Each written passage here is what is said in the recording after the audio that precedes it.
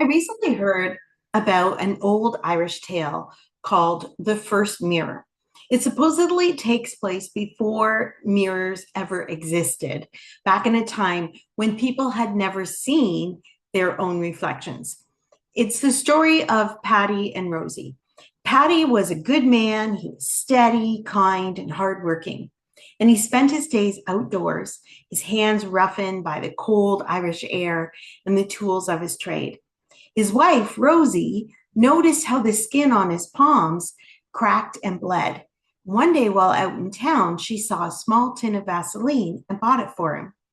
When she handed it to him that evening, she said, "Here, love, this will help your hands.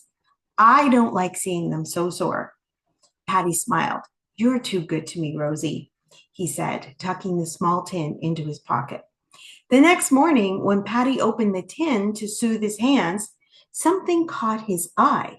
The inside of the metal lid of the Vaseline tin glimmered, smooth and shiny. Curious, he tilted it in the sunlight, and when he angled it just right, a face appeared. He blinked, startled. "Well, now, who's this?" he murmured, studying the features, and then slowly his lips curled into a grin. "Ah," he whispered, "it's my father. He's looking back at me." So he is. Patty had never seen his reflection before. So to him, he thought the face staring back at him, looking older and familiar, was his father. And it was comforting to him. He felt warmth spread through his chest. His father had passed a long time ago, and somehow this little tin had become a tiny window of connection. He smiled at it often after that, keeping it in his pocket like a secret treasure. Later, Rosie noticed how he often pulled the tin out, gazing at it with a faraway look. "What's that you've got there then?" she asked one evening, her hands on her hips. Patty smiled fondly. "It's my father. Have a look, Rosie. He's right there." Puzzled, Rosie took the tin and she looked into it. And there she saw a face, but not her husband's father. Instead, she saw an older woman looking back at her. Her stomach turned cold. Her heart started to pound. "And who might she be?" she demanded, her voice sharp. Patty blinked, confused. "What do you mean? It's my father." Rosie's cheeks flushed. "Don't you play games with me, Patty. I know what I see. You're keeping another woman's picture in there, aren't you?" Patty tried to explain, but Rosie wasn't having it. In her mind, that tin had turned from an innocent gift into something painful, a betrayal. The same object that comforted Patty had broken Rosie's heart. And isn't that the way of life sometimes? Two people looking at the same reflection, one finding peace and the other one finding pain. Each of us carries our own mirror. Some mornings we hold it up and we see our reflection, the lines, the tired eyes, the weight that we wish were gone. We frown at the shape of our bodies, the way our clothes fit, the evidence of time and stress. But we also carry invisible mirrors, the ones that reflect our inner stories. Those mirrors show the heaviness that we feel inside, self-doubt, comparison, disappointment, shame. They reveal the invisible weight of thinking that we should be further along, that we should be thinner, stronger, or more disciplined. We see our physical weight, but we also feel the invisible, emotional, and spiritual weight that sits quietly beneath it. And what we often don't realize is that both of those reflections, the visible and the invisible, are shaped by what we perceive. And as you well know by now, mindset is the silent driver behind every decision that we make. But even deeper than mindset is our perception, how we see ourselves, our bodies, and our progress.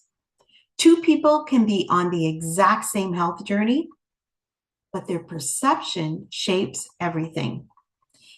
If you see your body as a burden, then every health choice is going to feel like punishment. If you see yourself as broken, You're going to approach every step of your health journey with pressure and criticism. But if you see your body as a companion, then every health choice is going to become an act of care. If you see yourself as a person in the process of healing, you're going to approach the same steps with care and patience. It's the same reflection, the same mirror, but the perception changes the entire experience. Patty's mirror soothed him. Rosie's mirror wounded her.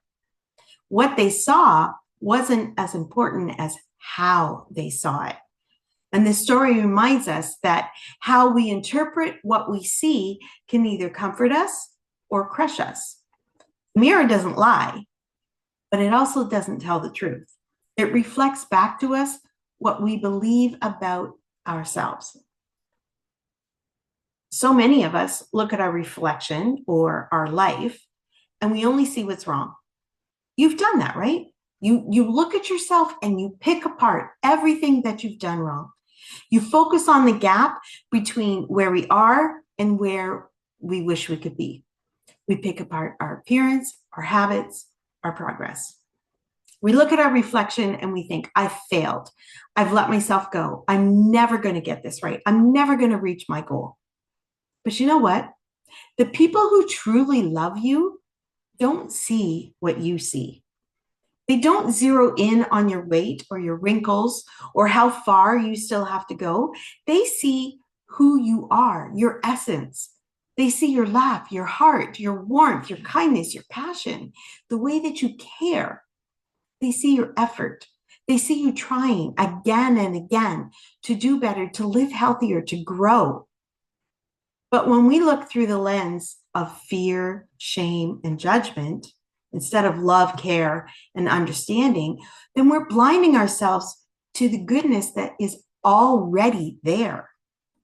And that's why so many people can lose weight or reach a goal and still not feel happy, because they never change the way that they see themselves. And they think that reaching a certain number on the scale is going to change their perception of themselves. The reflection might change, but the perception doesn't. Rosie gave that Vaseline tin out of love. Her intention was to soothe, to care, to help. But her perception of her own reflection made that act of kindness become a source of pain for her. And that's what we do on our health journeys. For many of us, it starts from a place of criticism, a moment of desperation, of hating what we see, of wanting to fix ourselves. And we decide that we're going to diet, exercise, and get control. We think, if I can just lose this weight, then I will feel better about myself. And that's okay. That's where many of us started. But the goal now is to move from criticism toward care. That critical start can only take you so far. And eventually you run out of energy. And then when you do, what you need most is not another strict plan, but compassion. To soften your approach, to stop treating your body like it's an enemy that needs to be defeated, to start treating it like a friend that has been trying to help you all along.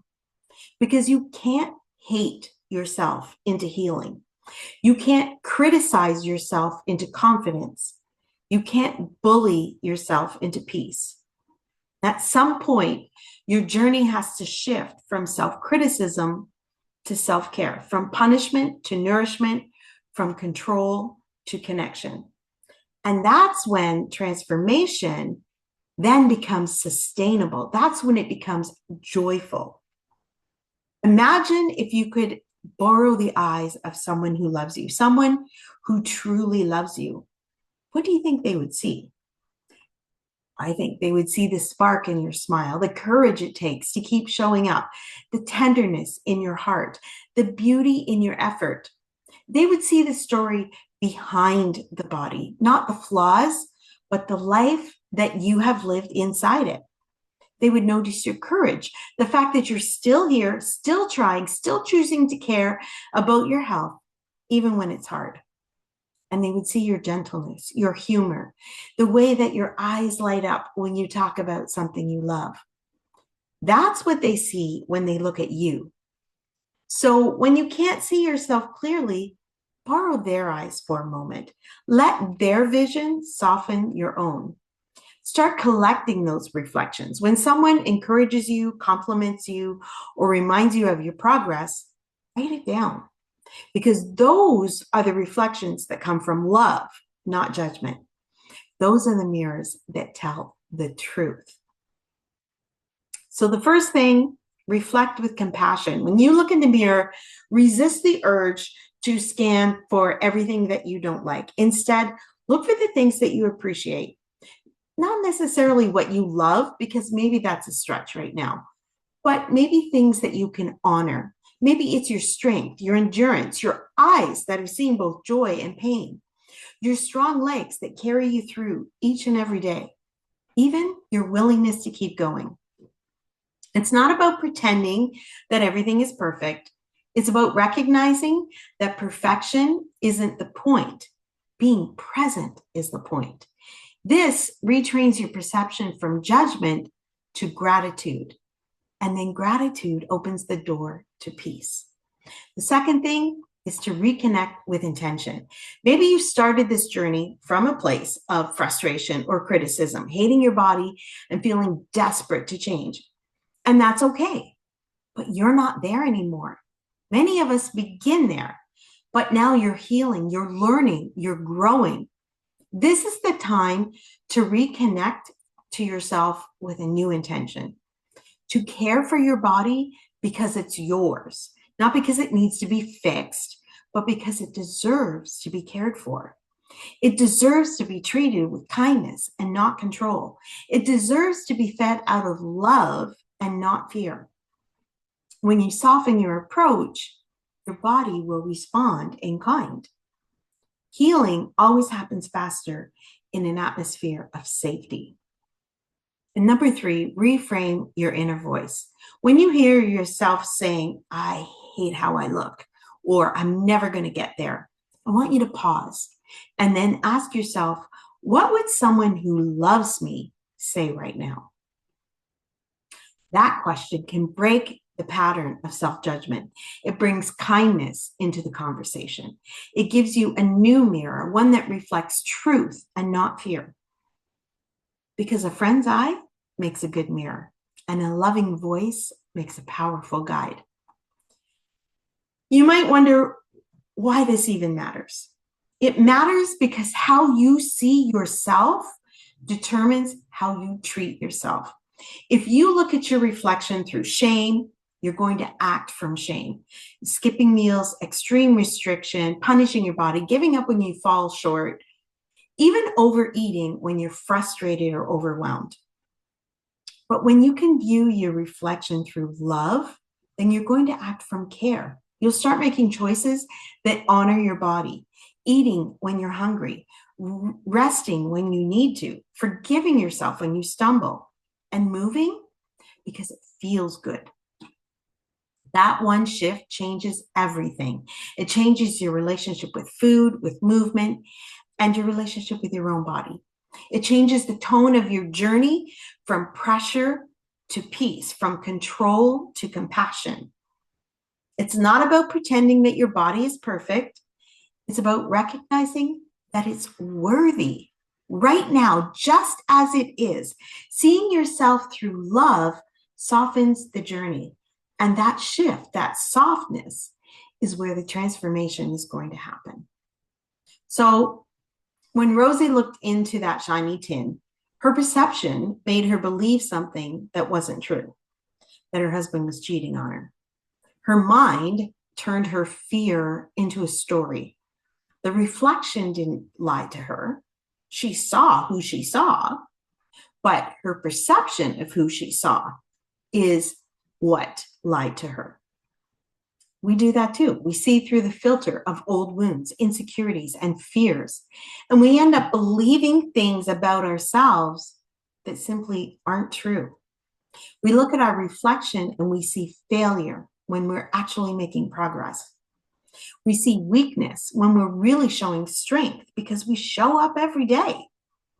We see not enough when we're already becoming more than we ever imagined we would become. The mirror doesn't define us, it only reflects what we believe about ourselves. Maybe it's time to believe something new, to receive yourself differently, to see your reflection not as a problem to fix, but as a person to care for, to honor your effort, to trust your journey, to soften your perception. Because when you start seeing yourself through the eyes of love, then everything shifts. Your choices, your confidence, and your peace. The mirror does not need to change. You need to change. You need to look again. You need to look with grace. Look with the eyes of a friend, because a friend's eye truly does make a good mirror.